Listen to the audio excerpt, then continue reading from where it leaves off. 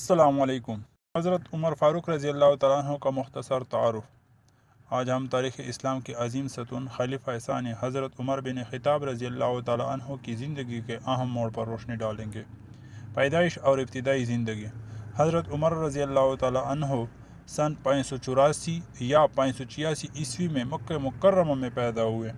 آپ کا تعلق قریش کے معزز قبیلہ بنو عاد سے تھا۔ جوانی میں تجارت کی اور مکہ کے معزز اور طاقتور سرداروں میں شمار ہوتے تھے۔ ابتدائی دور میں اسلام کے سخت مخالف تھے، لیکن فطرت میں سختی کے ساتھ ساتھ انصاف پسندی اور سچائی تھی۔ قبول اسلام۔ نبی کریم صلی اللہ علیہ وسلم نے دعا کی تھی کہ اللہ عمر یا ابو جہل میں سے جسے چاہے اسلام کو عطا فرما۔ سن 516 یا 517 عیسوی میں دل میں حق کی چنگاری بڑک اٹھی۔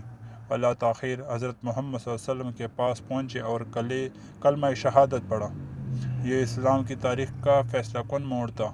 مسلمان پہلی بار کھلا کلم بیت اللہ میں نماز پڑھ سکے۔ آپ کو الفاروق کا لقب ملا، یعنی حق و باطل کو جدا کرنے والا۔ خلافت اور عدل۔ حضرت ابوبکر صدیق رضی اللہ تعالیٰ عنہ کی وفات کے بعد 22 جمادی الثانی 13 ہجری یعنی 23 اگست 634 عیسوی کو آپ دوسرے خلیفہ راشد مقرر ہوئے۔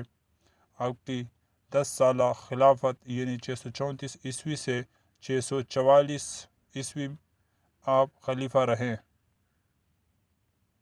آپ کی خلافت عدل و انصاف کی روشن مثال تھی۔ آپ خود راتوں کو گشت کرتے، ریا کی خبرگیری کرتے۔ مشہور واقعہ ہے، مصر کے گورنر کے بیٹے نے ایک مصری نوجوان کو ہرایا۔ مقدمہ خلیفہ کے سامنے پہنچا۔ آپ نے گورنر کے بیٹے کو سزا دیتے ہوئے کہا، تم نے لوگوں کو غلام کیوں بنایا، حالانکہ وہ ماں کے پیٹ سے آزاد پیدا ہوئے تھے۔ آپ نے بیت المال، فوجی چونیاں، عدالتی نظام اور ہجری کیلنڈر جیسے بنیادی ادارے قائم کیے۔ فتوحات اور سادگی۔ آپ کے دور میں اسلامی سلطنت حیرت انگیز طور پر پھیلی۔ ایران کی عظیم ساسانی سلطنت اور بازنطینی سلطنت کا بڑا حصہ، شام، فلسطین، مصر فتح ہوئے۔ دنیا کی عظیم سلطنت کے حکمران کی زندگی انتہائی سادہ تھی۔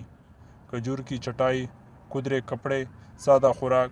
شہنشاہ ایران کا قیمتی تحفہ بیت المال میں ڈال دیا۔ کہاں یہ تحفہ؟ یہ تمام مسلمانوں کا حق ہے۔ تقویٰ اور خوف خدا ان کا شیوا تھا۔ شہادت اور وفات۔ عمر فاروق رضی اللہ تعالیٰ عنہ 26 ذی الحجہ 23 ہجری کو یعنی 3 نومبر 644 عیسوی کو صبح فجر کی نماز کے دوران ایک ماجوسی غلام فیروز نے ذاتی انتقام کی بنا پر آپ پر خنجر سے حملہ کر دیا۔ آپ شدید زخمی ہو گئے۔ آپ کی حالت 3 دن تک نازک رہی۔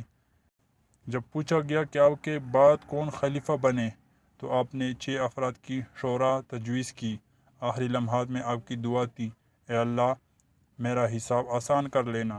عمر فاروق رضی اللہ تعالیٰ عنہ یکم محرم 24 ہجری یعنی 7 نومبر 644 عیسوی کو 60 یا 63 سال کی عمر میں اس عظیم مجاہد، عادل حکمران اور فاروق اعظم نے جام شہادت نوش کیا۔ حضرت عمر رضی اللہ تعالیٰ عنہ پیدائش سے شہادت تک عدل، بے مثال فتوحات، انتہائی سادگی اور تقویٰ کی زندہ مثال ہیں۔ آپ کی زندگی اور خلافت ہر زمانے کے رہنماؤں کے لیے مشعل راہ ہیں۔